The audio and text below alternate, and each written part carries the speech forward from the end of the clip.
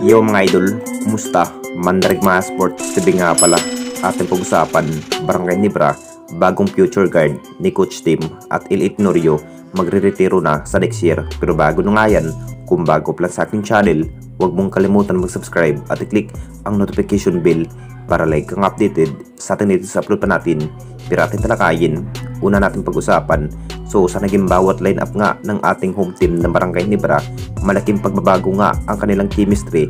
Nanibago na nga ang player, pati na nga ng ating Barangay Nibra. Masasabing mas bumabata na rin ang bawat player ng ating Barangay Nibra, tulad nga ang nasabing player na si RJ Abrientos mga idol at Ralph Ko. Marami pa rin ang nakapagtataka kung bakit mas maraming point guard nga ang kinuha ng ating Barangay Nibra ngayong off-season mga idol.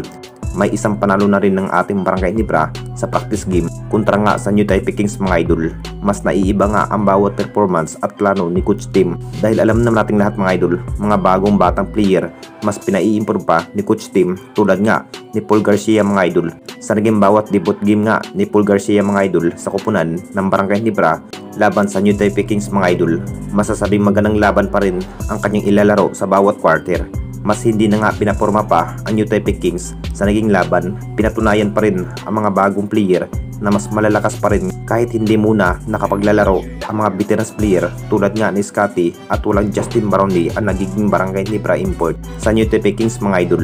Si Paul Garcia na nga ang panibagong future guard ni Coach Tim. Nakita naman nating lahat mga idol na may potensyal itong bagong player sa outside maker. Masipag pa rin sa depensa itong si Paul Garcia mga idol. At hindi pa rin bigo sa pagpili ng player ng Barangay Nibra Management. At dito na naman tayo sa isa pa nating balita.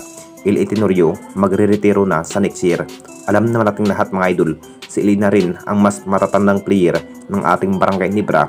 Ilang season na rin ang nasabing veterans player ng Barangay Nibra. Talagang pinaplano na nga ito ng Barangay Nibra dahil hindi na nga bumabata ang lineup ng Barangay Nibra. Hinahanda na nga ni Coach Tim kung bakit mas maraming batang player ang kinuha. Pagkakataon na nga ng Hinebra Management mga idol, mas pinai-improve pa ang bawat player. Inamin na nga ni Ilit Norio na magre-retiro na nga ito sa next year. Mas nawasak na nga ang dating lineup ng ating Barangay Nibra na walang si Stan bilang big man at isa na nga yan, Daman Stanley Pringle bilang gunner ng Barangay Nibra. Mas pinaplano na rin ng Hinebra dito mga idol.